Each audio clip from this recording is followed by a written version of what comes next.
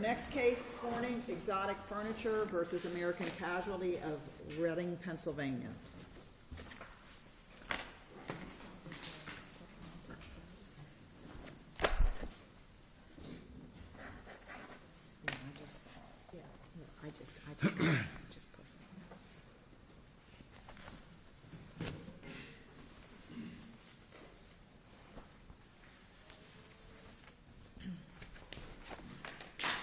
Morning. May it please the court, Scott Arthur on behalf of the appellant, Exotic Furniture, Inc. This matter is the primary reason we're here, the only reason we're here, is for the lower court's ruling that the insured completely forfeited additional policy benefits. Yeah, there's not a complete forfeiture here because the insured got $750,000.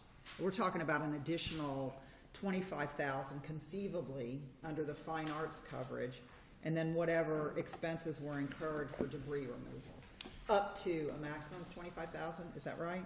Yes, Your Honor. There was a $25,000 supplemental coverage for debris removal.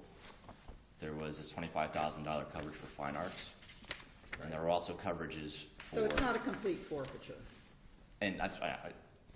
The phrase that I was using, a complete forfeiture of the additional benefits. Correct.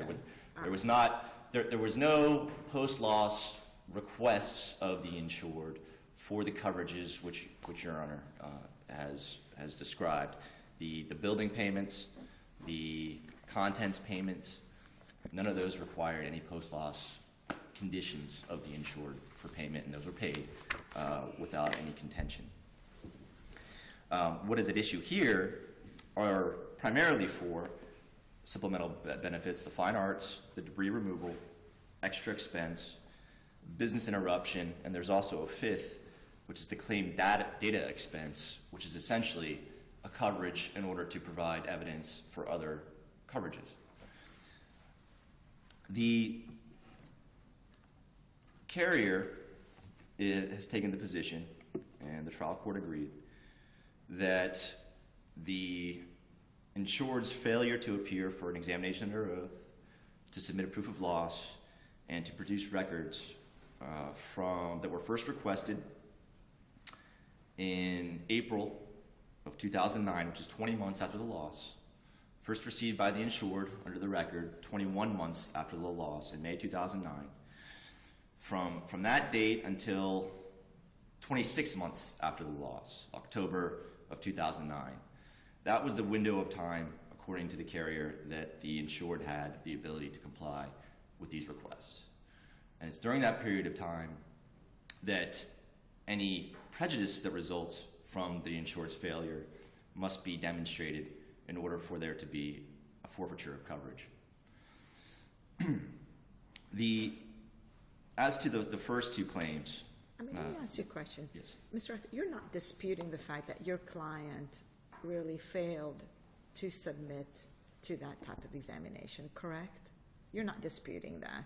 During that period of time, he certainly failed to, between again, the distinct period of time being May 2009, when it was first received, to October 2009. That period of 5 months. There was as I understand the facts, it was scheduled on one day, then there was a problem. Okay, we'll reset at another time. There was a problem. Then finally, from what I understand, that the insurance company got, maybe for lack of a better word, exasperated. Okay, we're going to set it on that day, please. And I think they were trying to encourage him, make sure you appear. We're trying to, and this is legitimate. They're trying to find out what is it that your client is claiming. And they've been trying to gather that from your client, and they were not able to do that. So finally, it's like, okay, we're going to give you this time period. Please show up so you can give us at least what it is that you're claiming. And that never happened, did it? The record reflects that there was voluntary agreement by the insurer to continue the proof of loss and to continue the examination under oath until October of 2009. Mm-hmm. The record further shows that the insured did not appear at that examination under oath in October of 2009. Now, there is a factual dispute as to whether he actually received that final notice. He does dispute that. There is no email in the record confirming that last setting of the examination under oath. That having been said, even if he had received it and missed it, the record does further I reflect. thought he said he wasn't available for that. Correct. After the examination under oath, the date for the examination under oath came and went, he stated that he was not available. True.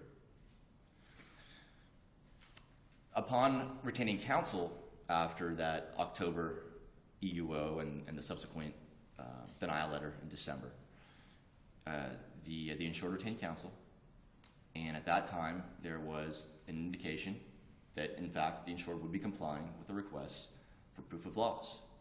There was also an affidavit submitted by the insured that he would have submitted for an examination under oath as well. He had already had multiple opportunities to do that. He did have, the insurance company had set his EUO on multiple occasions. And they requested, I can't remember how many times, that he submit a sworn proof of loss. They'd sent him the forms repeatedly, and he'd refused to do it, and they'd offered to pay for his obtaining copies of any documents that he needed.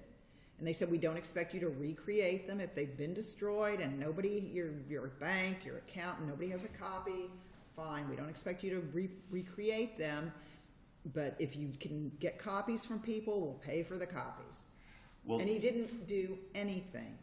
Well, the main area. Did I miss something in the factual recitation I just gave you?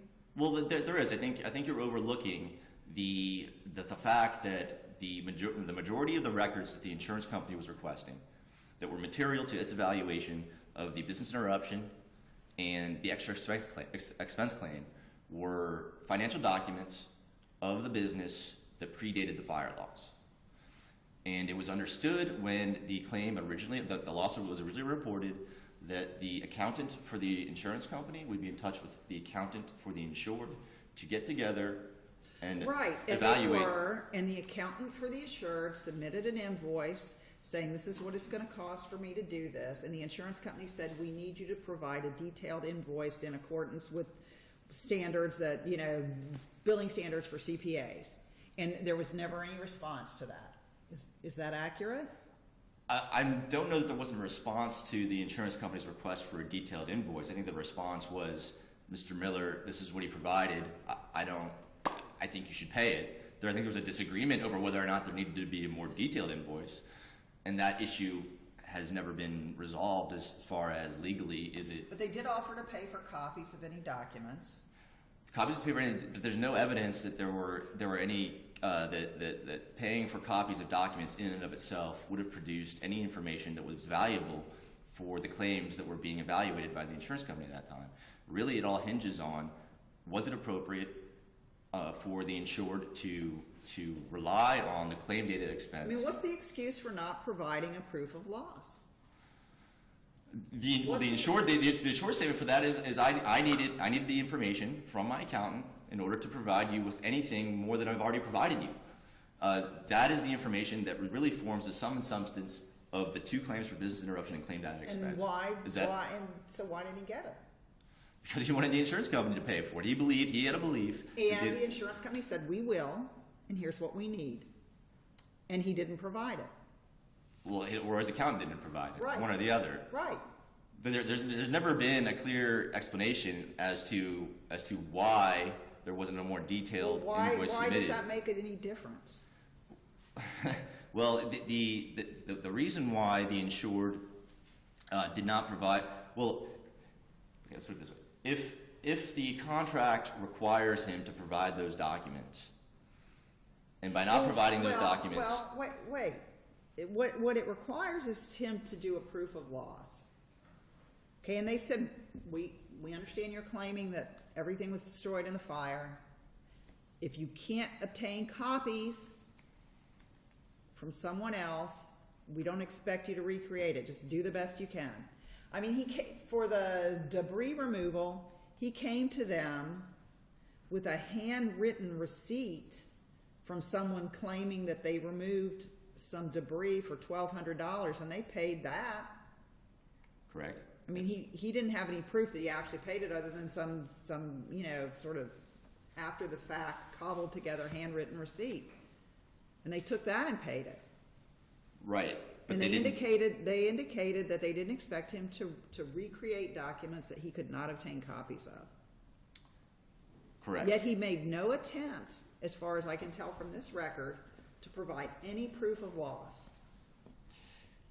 Well, the proof Other of than loss saying, form. I don't have the documents. Well, he provided documents and invoices for expenses that he had incurred to the carrier.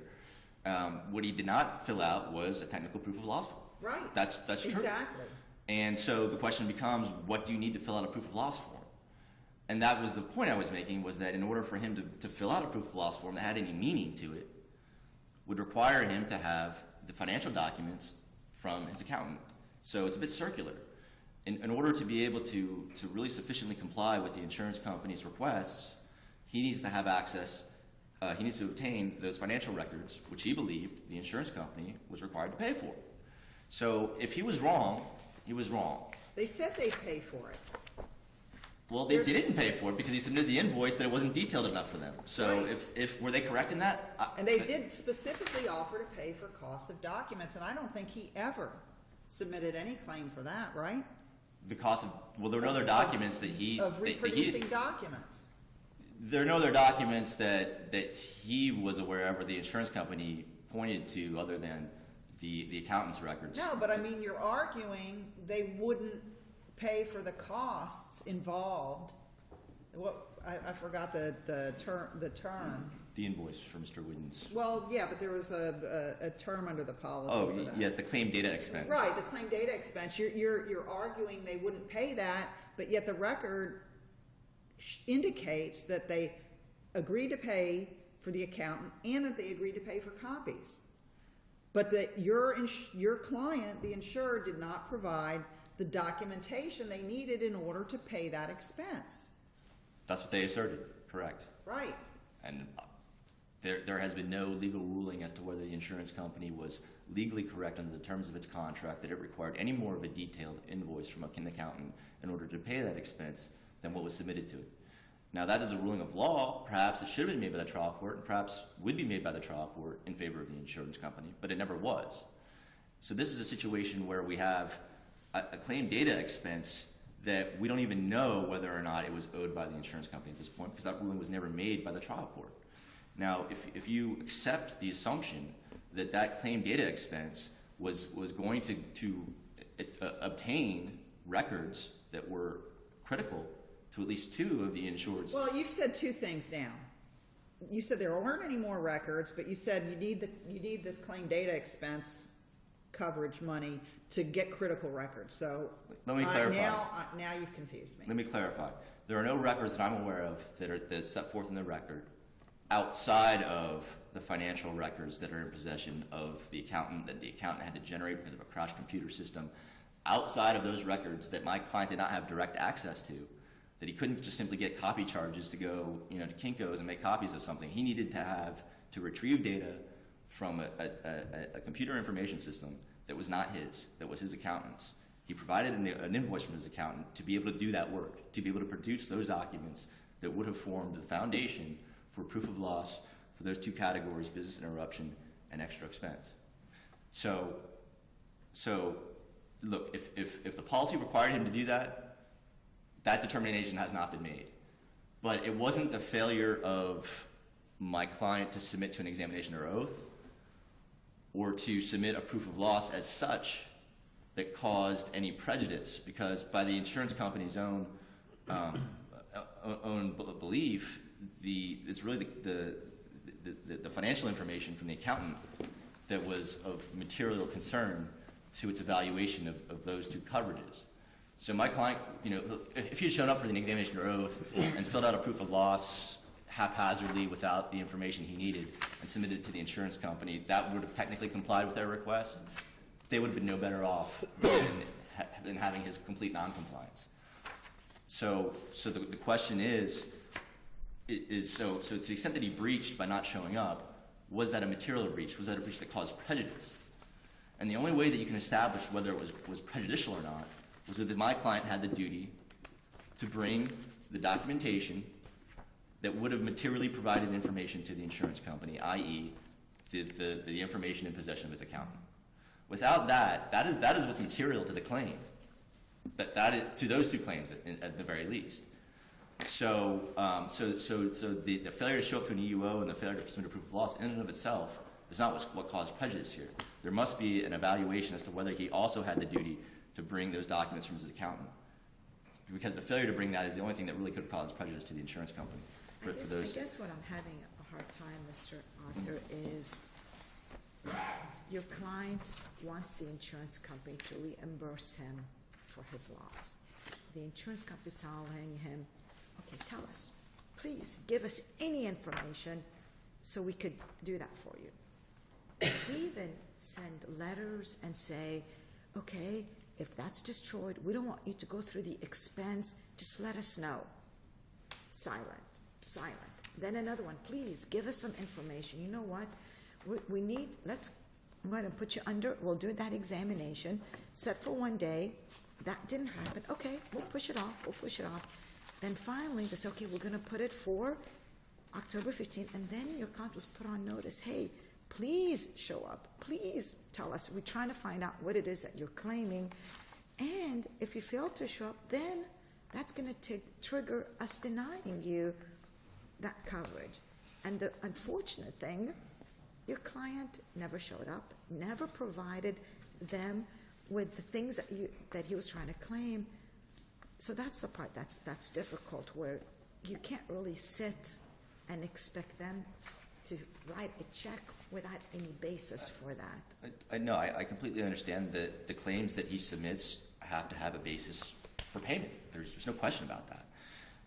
During the period of time where there was a number of correspondence going both ways, on multiple occasions, my client was asking them for, what is your position on the claim data expense? Are you going to pay for this so I can bring with me materials that are going to be helpful for your evaluation during my examination under oath and for my proof of loss?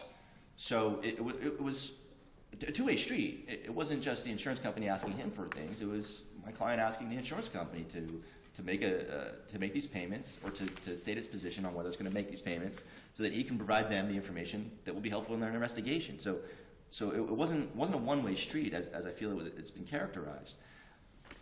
Regardless of whether there was a breach on his part that was material as to the failure to produce records relating to the financial status of the entity prior to the loss, there are two coverages that the carrier can absolutely be without any prejudice for his failure to submit to an examination or oath or to submit a proof of loss.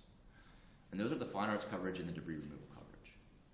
To the extent that those coverages are construed as we contend they are under the policy, which was not evaluated by the trial court, those two coverages can be evaluated based solely on the insurance company's own records and own documents.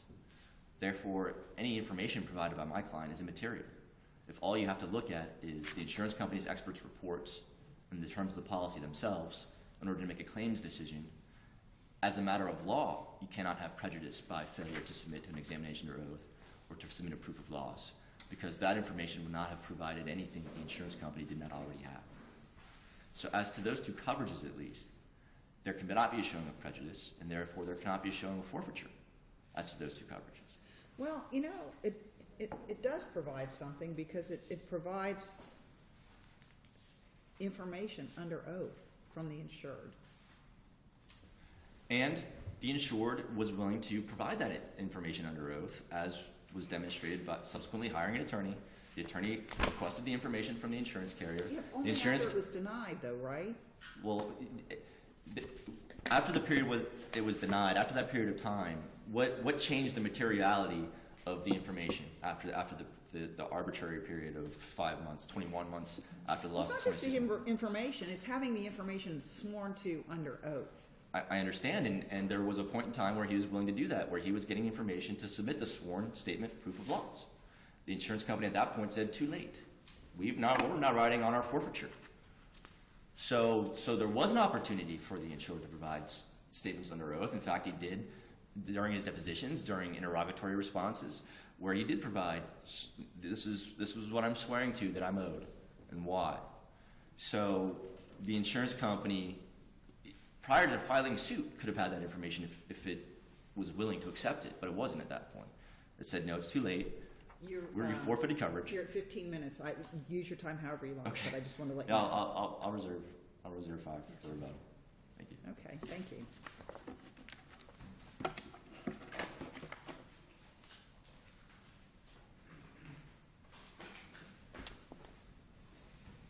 Good afternoon. May it please the court.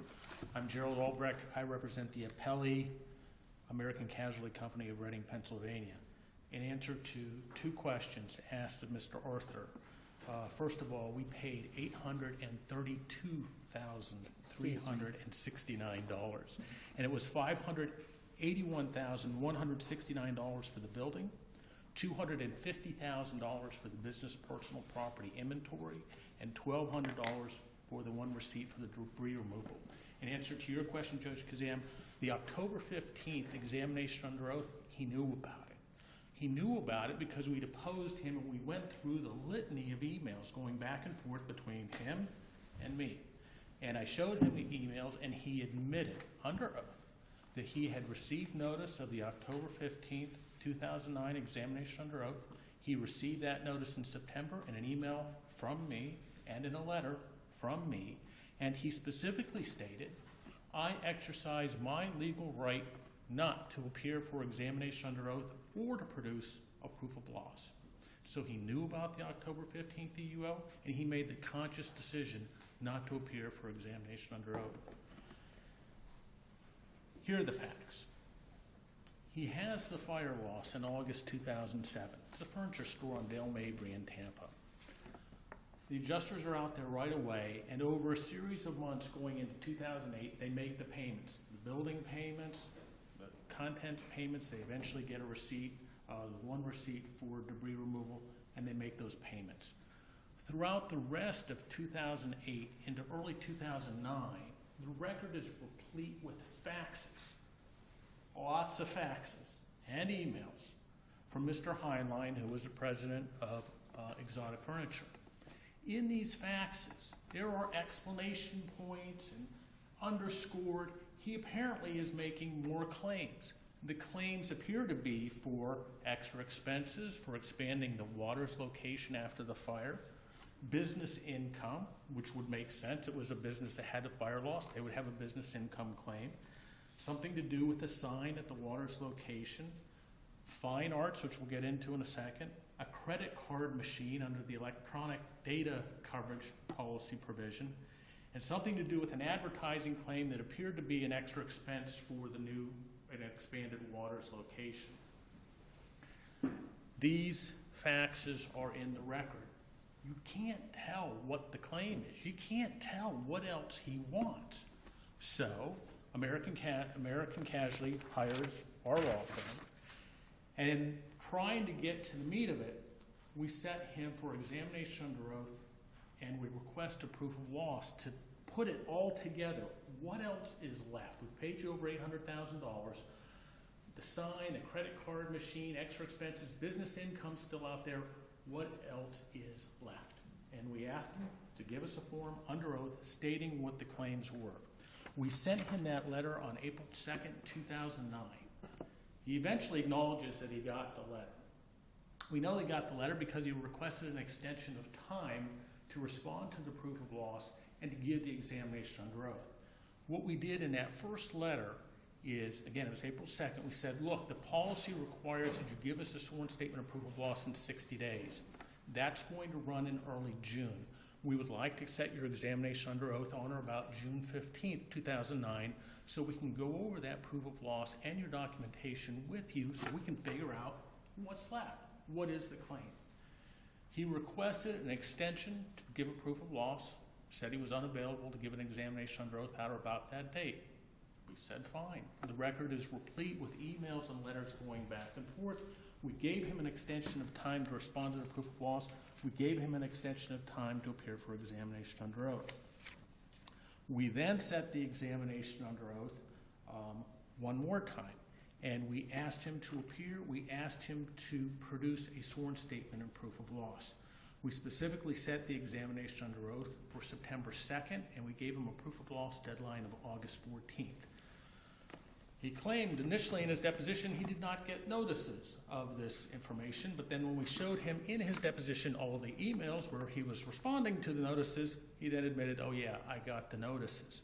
So we set him for examination under oath on September 2nd, 2009. We gave an extension of proof of loss to August 14th. He again requests an extension, back and forth about whether he's available or unavailable, and he does not submit a sworn statement and proof of loss. And you've seen it in the record, the emails back and forth, the faxes back and forth, working with him, trying to get him to examination under oath and to state under oath what the remaining claims are. In early September 2009, after he hadn't appeared for the September 2nd examination under oath, I'm writing him, it's in the record, give me a date. Give me a date. Can we do it before? Can we do it in September? Can we do it in October? We never get a response from him on a date. So on early September, September 5th specifically, I set him for examination under oath on October 15th. I write him an email. I write him a letter. He knows about it. He responds to the email on September 19th and says, Exotic Furniture will invoke its legal rights not to produce a proof of loss or appear for examination under oath. We didn't stop. We wrote him more letters. I wrote him letters. I wrote him emails. Please appear for examination under oath on October 15th. Give us a sworn statement and proof of loss. Give us what documents you have. Don't recreate. We have our own CPA that can work with your CPA. If when we meet, we figure out we need more documents, we'll work on it. Tell us what your claim is. Tell me about the issue of prejudice. Is there an issue of prejudice that needs to be shown or not shown in this case? I don't believe that the law requires on these post-loss conditions, especially in this case, the sworn statement and proof of loss, the examination under oath, and the production of documents. I don't believe the law requires American Casualty to show prejudice. But at the trial court level, knowing that we could end up here, our client testified in deposition and in an affidavit how they were prejudiced. And the primary prejudice is they didn't know what the claim was. In Mr. Heinlein's deposition, after he sued us, and now we're in the course of two separate depositions, I specifically asked him, now that we're here, what is the claim? He didn't know. He didn't know. He didn't know in the first deposition, and then I took his deposition 4 months later. He didn't know at that point in time. At the time of the summary judgment hearing at the trial court level, the trial court specifically asked, by the way, on this business income claim, what is it? The answer was, we don't know. That's the primary prejudice. We never knew what was left. I mean, the argument was made at the summary judgment that Exotic failed to meet, quote, its burden to show that American was not prejudiced. Yes. Because you're saying they made a prima facie case of prejudice, so that shifted the burden to them to rebut that was not correct. Yes. And they didn't carry the day. They didn't carry the day. I mean, when you're asked the specific question, by the way, this whole business income claim, what is it? We don't know. In fact, maybe there isn't a business income claim now. That was the prejudice. I mean, we never knew what the claim was. And it got worse as it went along. As pointed out in the deposition in the record, Mr. Miller, the accountant, died at some point. So when we got into litigation and actually got Mr. Heinlein in deposition, we found out the accountant had died. And so now there was nobody to testify with respect to these finances. There were no records, absolutely none. The point on the records is very interesting because the extra expense is post-loss. It's the extra expenses he had for expanding the Waters location, the painting, the landscaping, supposedly the sign. We found out in deposition that apparently all this was in cash. And we're asking him, what records do you have to support whatever extra expense claim there would have been? This is in deposition. This is way down the road. And the first thing out of his mouth is, well, they were burned in the fire. I don't have them. They were burned in the fire. They're post-loss records. They're the records at the money that you spent to expand the water's location. They weren't destroyed in the fire. He would have those records. It would have had them going on throughout the processing of the claim. So that all goes into the prejudice. You're also talking about, now we're 3 years down the road. Again, the debris removal, all in cash supposedly. We're finding this out in deposition. We're finding this out in litigation, all in cash to people unknown. How are we ever going to get a chance to investigate that? Moreover, we lost that opportunity to investigate those facts during the processing of the claim. Getting back to your point, Judge Kazan, we gave him the October 15th deadline. The faxes and the emails and the going back and forth for months, trying to get this man to submit documents, to submit a proof of loss, to attend an examination under oath. He tells us he is not going to appear. We ask him to appear again. We tell him, look, if you don't appear, your claim will be denied. His position was, I'm not appearing. I'm not going to give you proof of loss, and I'm not going to appear for examination under oath. So ultimately, the claim was denied on December 2nd, 2009. He did file suit afterwards. We did get a chance to take his deposition afterwards. The depot is replete with just, quite frankly, nonsense. He starts the deposition. The first substantive question was, why didn't you ever appear for examination under oath? His first response, in deposition, under oath, I never had notice. Never had notice. And we had to walk him through, painstakingly, through all the letters and emails that he was responding to. He was prolific, as the record points out. And then he finally admitted he did have notice. He did have notice to submit a proof of loss. He did have notice for examination under oath, and he chose not to do so. When specifically asked about the proof of loss, he specifically stated in his deposition, in the record, I didn't feel the need to do a proof of loss. I didn't feel the need, and I'm not going to appear for examination under oath. So the record is very clear. The summary judgment hearing is, unfortunately, was boring for Judge Bergman because I literally read for about 40 minutes the deposition testimony and emails. And Judge Bergman, at the conclusion, phrased it, he made a great point. He's handled a lot of these cases. You have handled a lot of the cases where the insurance companies try to get out of paying on the technicality of an examination under oath and a proof of loss. And when you take into account all the deposition testimony, all the emails and all the letters going back and forth, the judge concluded and even stated, there are cases that I've seen where insurers rely on this EUL and the proof of loss as technical ways to get out of paying claims, and maybe claims that they should pay. And Judge Bergman specifically said, that is not the case here. You work with him, you rescheduled, you asked, you gave him a final deadline, and Judge Bergman concluded that there was a willful disregard to appear for examination under oath and to submit a proof of loss. And on that basis, he granted the summary judgment. And we ask that you affirm. Thank you.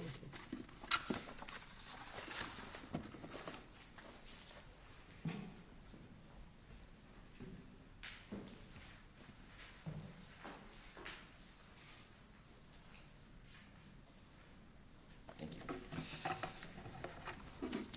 A prejudice analysis is applicable to post-loss conditions for examination under oath and for proof of loss. There has been historically a split among the DCAs as to who has the burden of proof as to establish prejudice. The fourth DCA has said that it's presumed and the insured can rebut it. The fifth DCA is taking the opposite position, that it's presumed against the insurance company. Well, he claims that they put on testimony to confirm prejudice regardless of who had the burden. Well, he says that they don't know what the claim is.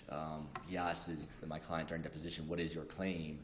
I objected to the form of the question. That's just a very, very broad, very vague question. He had multiple claims, and he did not have all the information to supply full and complete answer for those answers.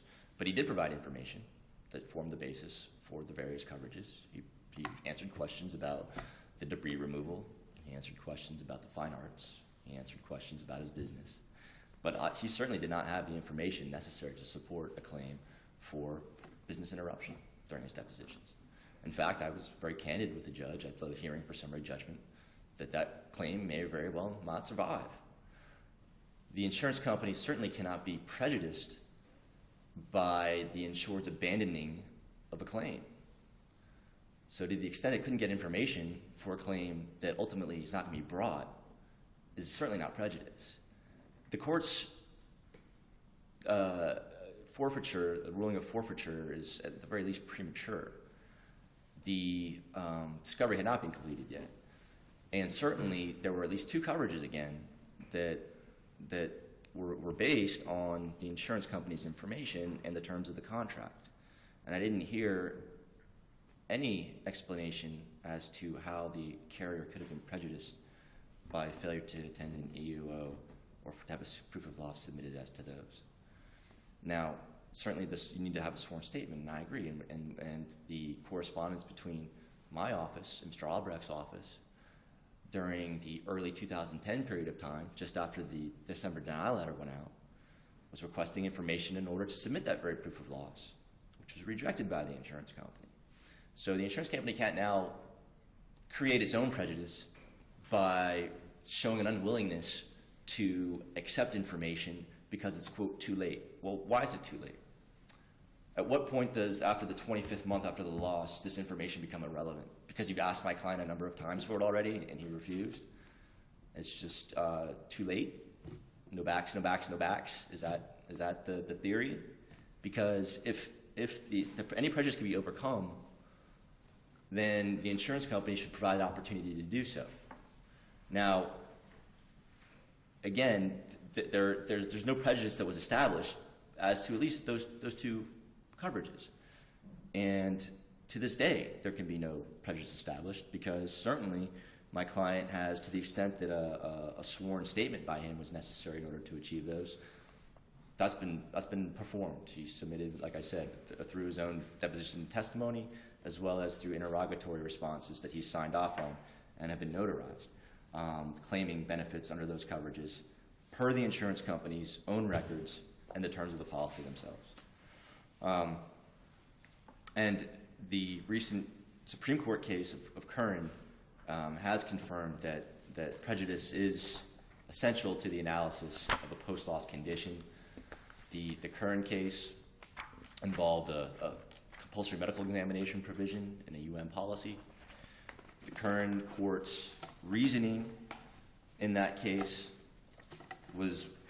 had to do with the fact that the CME provision requested, was a provision that was requested after the policy has been issued, an accident has occurred, and the insured submits a claim for benefits. Same with the post-loss conditions in these cases. The CME provision, or excuse me, the proof of loss provision and the EUO provision are all provisions that occur after the policy has been issued, an accident has occurred, and a claim for benefits has been submitted. They all fall within the same category of post-loss conditions of the insured, and they all fall within the same category of loss conditions, which the Curran court ruled were conditions subsequent that required an evaluation of prejudice prior to any That forfeiture. didn't deal with an examination under oath, though, right? I'm sorry? There was no examination under oath issue in the current case. The current case was a CME provision. It was just a prejudice analysis. It was a prejudice analysis, yes, Your Honor. And then it also talked about the burden of proof. Right. And it said the burden of proof was on the insurance company as the carrier as attempting to avoid the liability for the breach of contract. They're saying that due to the fact that the insurer is the defensive pleader, it had the burden of pleading and persuasion of each element of the defense. You're saying there's no presumption of prejudice. Correct. No and the only presumption of prejudice. Sir, you're at the end of your time. Thank you. Thank you. Okay, we're going to take about a 10-minute break, and we'll be back to